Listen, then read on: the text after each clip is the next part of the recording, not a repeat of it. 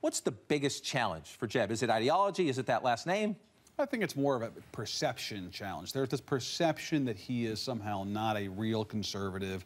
And I think that even more than the Common Core and the immigration issues, it's this perception that, oh, he's not really on our side if you're in the primary. And I think that's what he's got to really push back against. And I think that's why he's going to be so focused on his record as governor of Florida. The key question is, 10 years later, do primary voters care about what he did? And I think the election will turn on that. Is that going to be enough?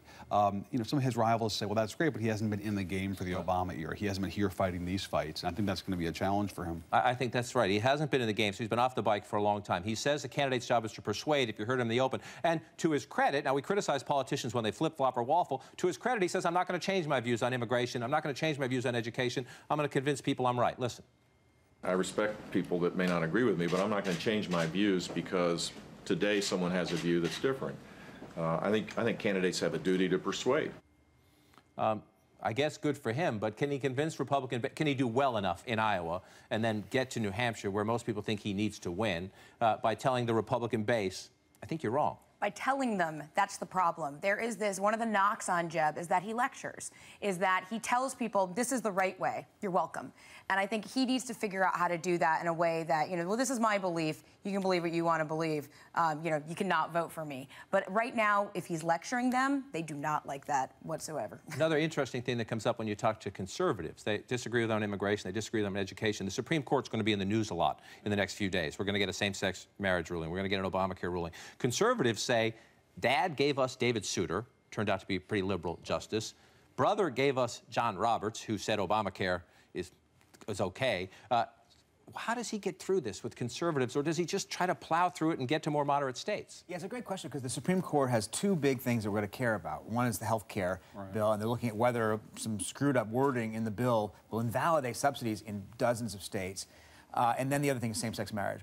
Many conservatives, many Republicans are actually hoping the Supreme Court doesn't invalidate this part of the health care law, because actually will throw the whole thing back into Congress to do something about it. And they're not really thrilled about that, because they can't repeal it, but they also don't want to try to have to fix it. Same-sex marriage, the party just wants to say, hey, guys, you take care of it. We really don't want to talk about it. And I think that ruling comes and goes. They'll have some awkward moments, and then by August, everybody will have moved on. Who is Jeb Bush in this field as he gets in? He wanted to be the conservative governor, to Jonathan's point. Scott Walker has taken that space early on. He wants to be the establishment favorite, which helps bring in a lot of money. And at the moment, you'd have to say maybe he is, or at least he's near the top of the pack. But he's got Chris Christie, who says, I'm not going anywhere, even though a lot of Republicans have doubts about that. John Kasich, who might get into the race, the Ohio governor, according to the establishment. Marco Rubio, who showed up at the Romney primary this past weekend and tried to say, I'm the next generation by wearing his little gym shorts and playing a little flag football out there, or touch football out there. Where's Jeb Bush's space, or how does he get it back?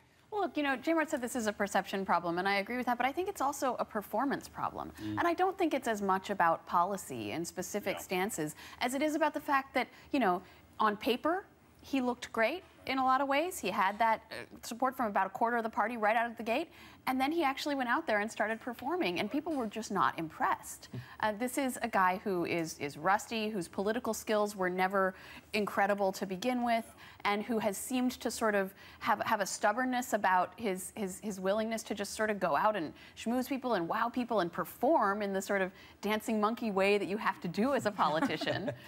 Nobody enjoys it, but you got to do it. You got to sort of suck it up. And so I think there's just a sense that he's not that good at this. Well, and I think that conservatives want all these policy stances, but they also really want to win. Yeah, Republicans are very focused on electability. And I think what's given them more pause than anything are some of those general election polls that show that people don't want to vote for a Bush. It's that queasiness. They don't want to compromise everything else to go for Jeb if Jeb is then going to just lose the general election.